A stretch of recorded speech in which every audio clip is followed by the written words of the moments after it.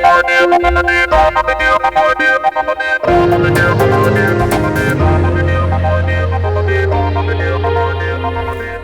welcome to India Hangout. There have been several big headlines in the last few days. Dastardly terrorist attacks in France, which saw 129 die. Suicide bombings in Beirut, which killed 43 around the same time. The South Indian city of Chennai saw unprecedented rains and flooding. Chennai saw a record 246.5 millimeters of rainfall in just 24 hours, the highest in a decade. And the number of dead at last count was 95, depending on which report you believe. And yet Chennai was seemingly absent from national media, or would it have attracted more attention had it happened in Mumbai or Delhi? What indeed shapes public and media narrative at times like this, particularly when there is a choice in some ways between natural disasters and man-made terror attacks? Moreover, does our sensitivity get defined by popular perception and narratives? Well, I'm going to discuss this with a few journalists. Siddharth Vadrajan, founder editor of The Wire, is going to join us shortly. Dhanya Rajendran of the News Minute, a South India focused news portal, and Lakshmi Emmanuel, special correspondent with the Hindu, a Chennai headquartered newspaper. Thank you all for joining us here. Before we plunge into our discussion for today, let me give you a quick sense on what's been happening from the news as far as Chennai is concerned. So the rains have of course abated. The Chief Minister Jayalalitha has announced a 500 crore package for relief and rehabilitation. The number of dead are about 90, depending on which report you believe. 79 I think is what the Hindu has said. The other interesting point is that Tamil Nadu has received almost 3 months of rainfall in just 6 days. And it was started after a deep depression over the Bay of Bengal crossed near the Tamil Nadu Puducherry coast on 9th of November. Cuddalore district, which lies 180 kilometers from Chennai, was the worst hit. Boats were deployed in Velachery, Perumbukam, Saidapet, Thoraipakam and Nandambakam in Kanchipuram district.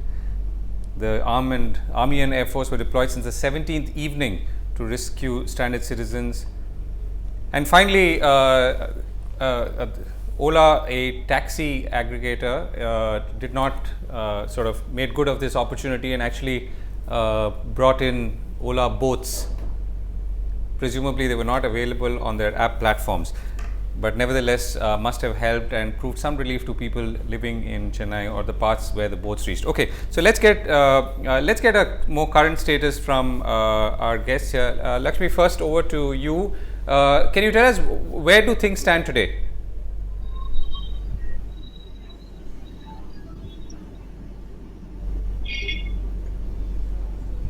Lakshmi, if you heard me, yes. Yes, yeah, go ahead. Can you repeat the question? Sorry. Yeah, I was asking you. So, take us through or walk us through how the situation is today at this point. City of Chennai is still marooned. Many parts of city is still marooned underwater.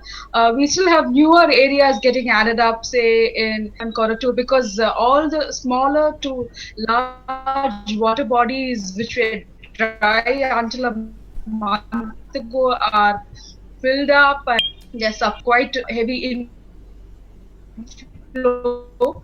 So there's some newer. Nevertheless, things are slowly limping back to normalcy right now. Okay. But schools are still going to be closed till the weekend because many parts are still under 2 or 3 feet of water. Right.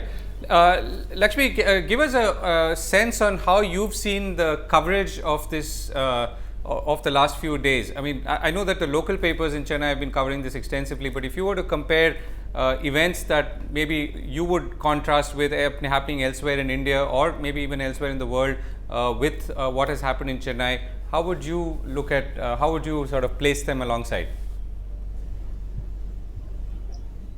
I would say coverage wise, I think we have improved probably because of social media, and we are able to share information faster. We kind of know quicker now. We know the and what is happening, and we could share with other journalists. So I think things are much better than.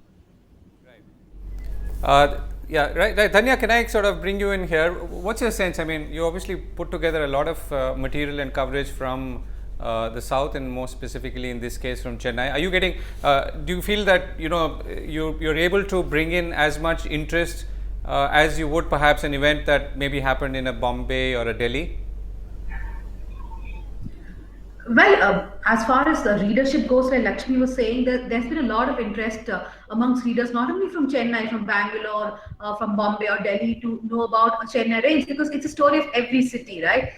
When rain comes, every city, no matter which one it is in this country, it gets flooded as badly as perhaps Chennai did, or maybe a little less badly. So, as far as readership goes, I think there has been a lot of interest. In fact, a day before the national channel started touching the story, I could see a lot of people complaining on social media, on different platforms. Why is the media not paying more attention? If the same event had happened in, let's say, Bombay, if two local trains had not been running on time in Bombay, think of the attention it would have got vis-a-vis a Chennai, which was literally drowning in water. So there has been that complaint amongst people that perhaps the story, the criticism which the government received in Tamil Nadu also was not at par which some other state governments would have received if this kind of a thing had happened there. Right. Okay. Siddharth, I think you've joined us now. So, would you agree with the proposition that Chennai's floods, or Tamil Nadu's floods for that matter, have not received the same degree of coverage, and therefore the outrage that usually follows events of this scale, and perhaps it would have been different had it happened in a Mumbai or a Delhi? Well, undoubtedly, I think it's this is one of those eureka moments when you realize that exactly how North India centric or West India centric the so-called national Indian media is. Here you have an unprecedented situation in Chennai of entire neighborhoods marooned, virtually every major street turned into a canal, and even from the point of view of the TV channels which love to have compelling visuals, right? What can be more compelling than the streets of India's third largest city, fourth largest city, flooded in the way that it's been? But until people on social media, websites like Tanya's or ours, began to actually flag this as something important and to call out the national media for ignoring it. Until then, this wasn't a story they were particularly interested in. They were giving more space to the Prime Minister, his Wembley auditorium business, and of course later the Paris Blast, which is an important story. But what's happening in Chennai, there's really no excuse for the blind spot that the media has. Right. So let me ask the sort of next logical question, Siddharth. What happens when a media narrative or a public perception narrative does not, scale up the way it perhaps should or would in other situations? Well, obviously this reflects, the fact that, look, national media is essentially Delhi-centric or Delhi-based, with the exception of, say, the Hindu, which is a large national newspaper that's headquartered in Chennai. But clearly we get the sense that the national media is populated by people with a very North Indian viewpoint, and Bombay, of course, is a city you can't avoid from a national media perspective. But Chennai being ignored in this fashion, I think I don't think there's any long-term causes other than just people getting upset and disgusted at the warped priorities of television channels and newspapers. It's not as if you're ignoring a disaffected region of India like, say, Jammu Kashmir or the Northeast, which should have its own dynamic when you ignore their problems. So that way Tamil Nadu is not, there are no political consequences in that way. But I think somewhere down the line, this has to be a wake-up call because, as Dhanya was saying, this is a problem. Okay, so Chennai is flooded this time, right? But the reasons why Chennai has been flooded apply to every other city. So, the fact that there's been no investment in stormwater drains or sewerage systems, urban populations have grown 5 or 6 times what they were 30 or 40 years ago. But there hasn't been any commensurate investment in the support infrastructure for towns and cities, which is why you see floods as a recurring phenomenon, even when you have rains that are not so severe as what we see in Chennai. So I think that debate on urban governance or misgovernance, that debate on what needs to be done to make our cities livable, not just in some pseudo smart way, but actually in terms of making it livable for ordinary people, ordinary citizens. This is a debate that unfortunately Chennai's floods should have triggered. But to the best of my mind, best of my knowledge, those national TV debates with people frothing at the mouth have been few and far between on any of these channels. Okay, right. Lakshmi, can I come back to you? Did you get a sense at all that what was happening in Chennai, or was there an attempt made to contrast or connect this with the larger issue of climate change? I mean, at least in your own newspaper or in the media that you've been watching.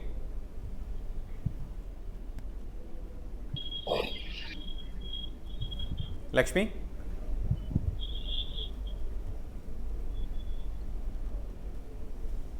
Yeah, Lakshmi, I don't know if you're hearing me, but the question I was asking is, did you get a sense that, the recent floods, the rains and then the floods in Chennai? Yeah. Has there been an attempt to link it to the larger issue of climate change? So far, I think we are busy covering other issues about rescuing people. So far, I think most of us here centered in Chennai are right now covering about the weather aspects of it and then the rescue part of it.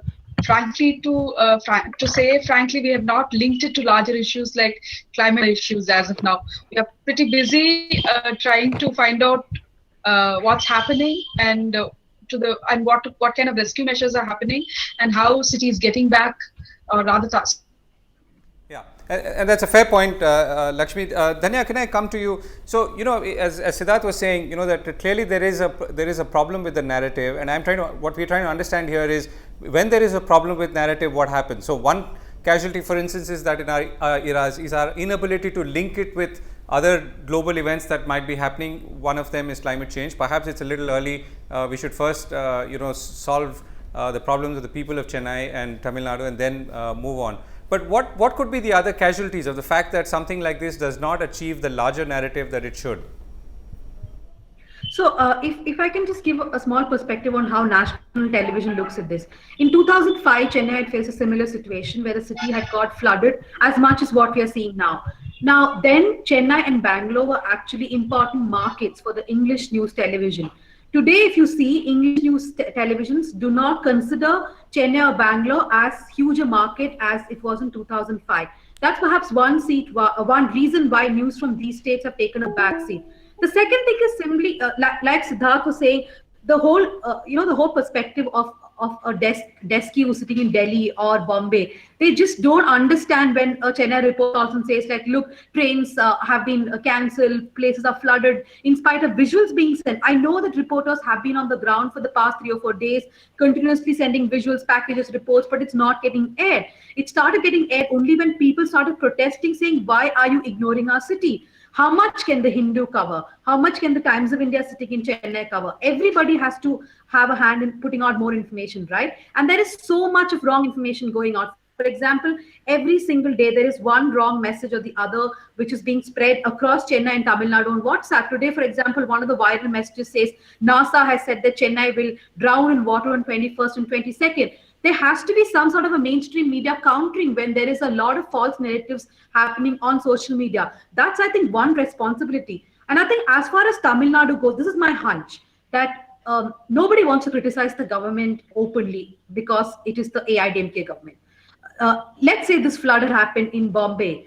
Let's say this flood had happened in Uttar Pradesh or even in Delhi. The kind of criticism which the government had got, it's nothing compared to what the Tamil Nadu government is getting now, because we see hardly a mention in a very negative sense of the word, I'm saying, any of the bashing, any of the outrage which any other state governments would have received, the Tamil Nadu government is not receiving any of that. In fact, it's been such a PR disaster for the Tamil Nadu government. The last 2 days, reporters have been getting calls from the Tamil Nadu government saying, please take the soundbite of the corporation, Chennai commissioner, please take a soundbite of this person. They are delegating people because they've understood it's been an entire PR disaster. There is nobody from the government speaking. No one is giving any sort of updates. All sorts of wrong updates are being given to people. There is Kalanya TV, there is JR TV spreading all sorts of wrong messages. I think the mainstream media should have come in much before and sort of done this coverage at least 2-3 days before they actually started doing it. Right. So, Siddharth, do you see political color in this, the way national media has responded? So, one of course is the geographic disadvantage that Chennai has, but is there also a problem which is due to more of, about who's currently in the seat of power? If politics is a factor, it's not that the national media is supporting Jayalalitha and does not want to weaken her or weaken the AIADMK. But it's a concern about the excessive litigiousness and thin-skinned nature of Jayalalitha and her government. So exactly. Criticism of policies or criticism of the failure of the government can easily lead to a frivolous defamation case being launched against you. You know, we've seen this in the 2 years that I was living in Chennai and editor of the Hindu. I accumulated 3 criminal defamation cases for harmless stories where we are reporting what the opposition is saying about Jayalalitha, and you get slapped with what I consider to be a frivolous defamation case, and then you end up, it ends up wasting your time and resources. So that could be a factor that they don't want to cross swords with her. But this is the factors, as I said, what's happened to Madras is this happens or can happen in any city in India because there is no proper urban infrastructure, no proper drainage. You have, unplanned construction that's taken place. In Delhi, for example, when Atal Bihari Vajpayee was Prime Minister and L.K. Advani was Deputy Prime Minister, they handed out a parcel of the Yamuna floodplains to build the Akshardham temple. Now, God forbid you have a massive flood of the kind that, say, we saw in this region 80 or 90 years ago. All that water is going to come into Delhi city. So, governments have behaved irresponsibly in the past and they've allowed all kinds of illegal construction. Srinagar is another classic case where over the years, people have simply, blocked natural channels so that there is no place for excessive water to drain off. And you have floods. So this requires some kind of drastic corrective, and there needs to be reporting, there needs to be a debate. Alas, we don't seem to have much of an appetite in the media for this kind of solution-oriented analysis and reporting where you consistently stay with the story. And, I think that's a far bigger concern of mine than than the politics itself. Right. Yeah, and that's a good point, Siddharth. So, the solutions orientation part of it, and I guess we would talk about solutions only if we started connecting the dots, so to speak. And do you feel, for instance, again in a Chennai floods or Chennai rains, floods, Tamil Nadu, I mean, we are not sort of going forward and connecting the dots, which will more importantly help us anticipate future disasters, of which there are likely to be more. So is that a question to me? Yeah. Yes.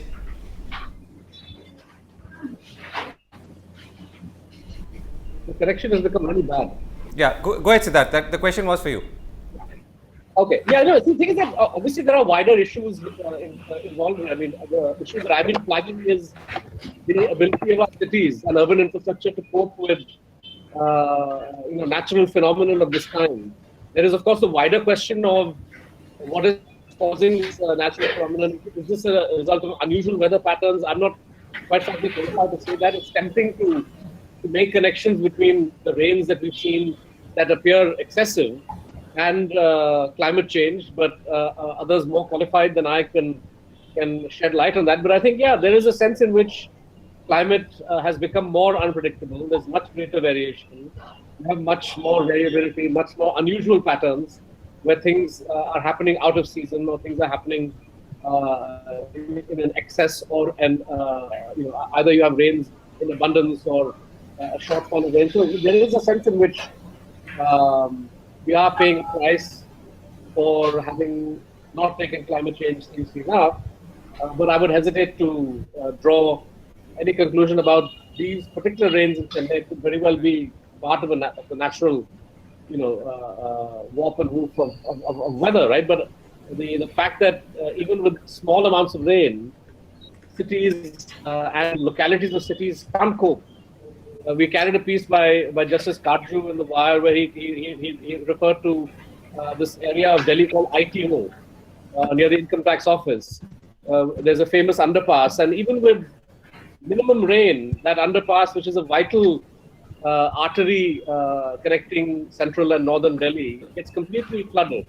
And I've seen this happen every year without fail for the last 20 years, and nobody seems to be able to find a solution to that. So I think climate change is a different order of magnitude, but I think what we can and must solve immediately are the infrastructural issues in our city. Right. Okay, Lakshmi, can I come back to your last couple of questions? How are you going to be? What are you going to be focusing on in terms of reporting in the next couple of days? I mean, what are the broad areas, and at what point perhaps would you shift gears and maybe move on to some of the larger issues that we've talked about, including the ability to respond to disasters like this at a more national, more effective way? Probably next couple of days, we, as Mr. Siddharth has been talking, probably we will want to look at what has caused this kind of a flooding. I agree that we were not completely prepared. We were prepared for some rains, but we were not prepared for deluge. So infrastructure-wise, we still are far behind, especially when we have grown into a expanded city now. So focus on what has caused this and what should be done. And even though some rainwater harvesting was done at homes, while so much of rainwater harvesting was advocated for domestic and commercial places, it was not advocated for public buildings. So on the road surfaces as well. So we will try to focus on those fronts, on infrastructure and on the rainwater harvesting point. And if at all has this rain deluge actually raised the levels of groundwater that we have been craving for. Right. Yeah. Right. I think those are very, very important longer term issues to look at. Danya, how are you going to be looking at it, and what would you do perhaps in your own way to ensure that there's more sort of national spotlight on issues like this in future? See, I think the focus will perhaps change to how Chennai and all the other cities, there's no real master planning involved. For example, Chennai has something called the Chennai Metropolitan Development Authority's master plan for 2026, and it's not taken into account at all the hydrological calculation for the city. We have seen that in Chennai, the mass flooding happened in this place called Velacheri. Basically, Velacheri is an entire area which rests on a lake bed. The next master plan for Chennai actually talks about a smart city in an area called Ponneri. Ponneri is again a lake bed. So we have more master plans which are only going to create more disasters. So I think we have to start talking about urban planning from that perspective. There has to be more narrative forcing urban planners to really take everything into account when they plan cities. You know, the PWD, the road construction, the drainage construction cannot be different units. Everything has to be taken together into account when cities are being built, when suburbs are being developed. So I think that kind of conversation has to start. We cannot simply be doing a knee-jerk reaction. Okay, there's flood in Chennai for a week, we will talk about floods. I think the next story which the Chennai media should take up strongly is, you know, look at the example of Velacheri. We should not let a place like Ponneri have the same effect after 5 years. Let a smart city not come up in a lake bed again unless there is proper planning, unless we do not have other spaces to bring up those smart cities. So I think that kind of pressure has to be ultimately created through media narrative, and that's what we should be doing. Right. Thanks for that, Danya.